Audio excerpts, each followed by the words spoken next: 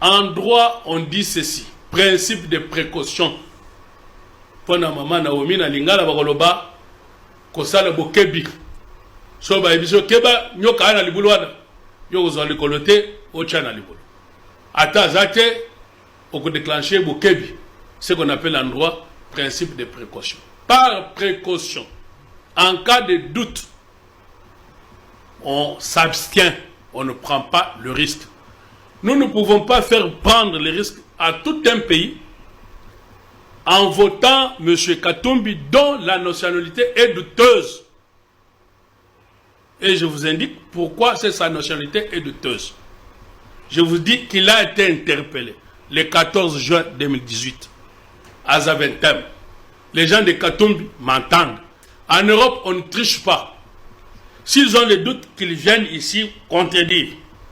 Nous allons leur produire les éléments du parquet belge. Et je demandais la copie des éléments. M. Katumbi a été interpellé pour faux et usage de faux en trafiquant les passeports congolais, où il avait enlevé une page. Où on en est avec ce procès-là. Quelqu'un qui est poursuivi en justice, d'abord parce qu'il a une nationalité douteuse, on doute du fait qu'il soit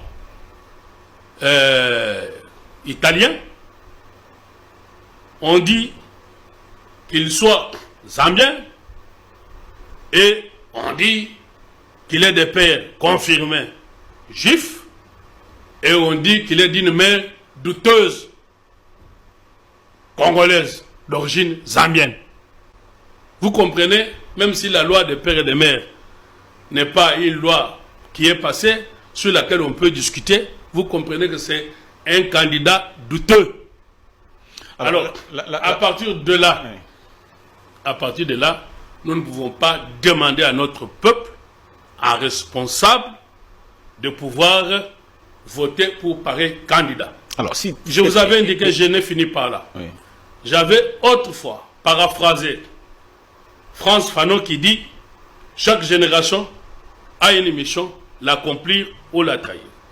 J'ai vu mon ami Sessanga qui a repris la même phrase qui n'est pas la mienne, mais il l'a reprise pour justifier pas son ralliement, mais ses retrouvailles avec Katumbi.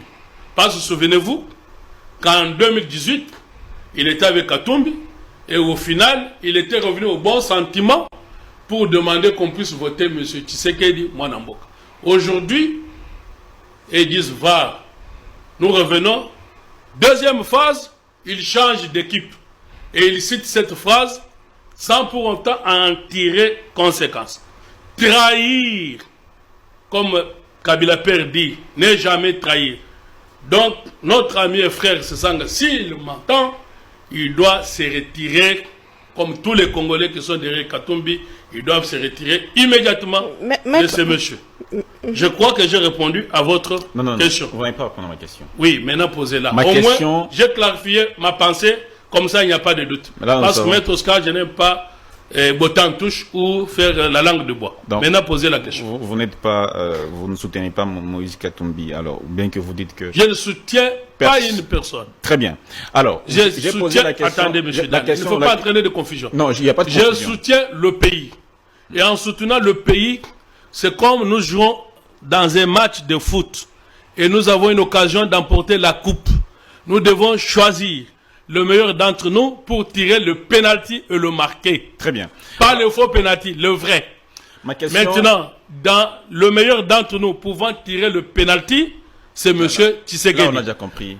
Pour M. Katumbi, lui, il choisissait celui qui n'était pas meilleur. Il choisissait Kabila pour qu'il tire les deux faux penalty. Lui qui dit, va, on lui retourne. Premier faux penalty. Non, là, vous avez au lieu de choisir Etienne, il a choisi Kabila. Deuxième faux penalty, au lieu de choisir Jean-Pierre Mbemba, il a choisi Kabila. Voilà un peu ce que je vous dis. Vous l'avez déjà dit. Oui. Moi, je reviens sur votre affirmation de tantôt là. Vous avez dit qu'on ne peut plus revenir sur la question d'annulation de sa candidature. Parce que la Cour est déjà passée à une autre étape. Alors, étant donné que sa nationalité est douteuse, c'est-à-dire que nous pouvons avoir un président qui a une nationalité douteuse.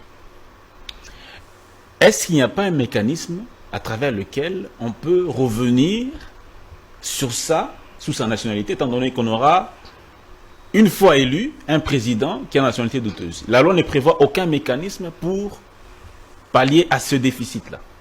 J'étais en train de vous dire que vous parliez à un juriste le vrai. Par rapport à votre question, il faut que vous me compreniez très bien. Quand vous me dites que la Cour constitutionnelle a déjà dépassé cette étape, il n'y a pas une autre étape. En clair, en droit, on dit que la Cour s'est déjà prononcée. Quand la Cour se prononce, elle est dessaisie. Ça veut dire qu'il ne revient plus sur la même question.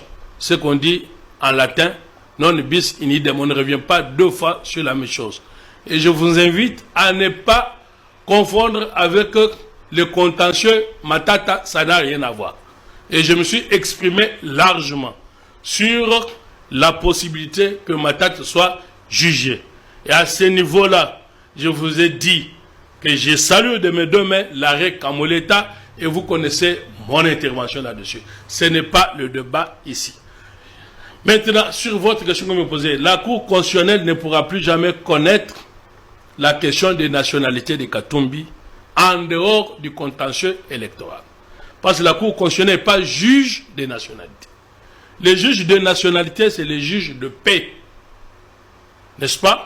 S'il y a doute sur la nationalité de Katumbi, on saisit les juges de paix. Est-ce qu'on peut le déchoir s'il est élu président? C'est ça la question. Maintenant, la Constitution ne prévoit pas la possibilité d'une déchéance suite à une fraude découverte après. Mais maintenant, comme l'on est juriste, parce que quand vous lisez la loi, vous regardez ce que la loi dit, mais au-delà de la loi, c'est pour la comprendre, il y a combinaison de plusieurs sources et de plusieurs éléments. Le juge saisit de cette question-là, de déchéance de M. Katumbi. Cela voudrait quoi? Voudrait que nous ayons un jugement, soit au pénal, soit au civil, devant les juges de nationalité, qui est un juge de paix, qui vient dire que M. Katumbi n'est pas congolais. Si cette décision venait à intervenir, alors que par miracle, mais je ne vois pas comment les Congolais, même par rêve, un Congolais digne de son nom, je ne le vois pas en train de lire Katumbi. Donc ça voudrait cette hypothèse-là, parce que vous me demandez d'y répondre, j'y réponds quand même. Mais même pas Nandoto, il y a possibilité. Il y a des gens qui ont dit que maman na yo te. Yo même Nandoto zo mona te comment va dire que maman ou maman na te. Donc prenons maintenant cette hypothèse impossible.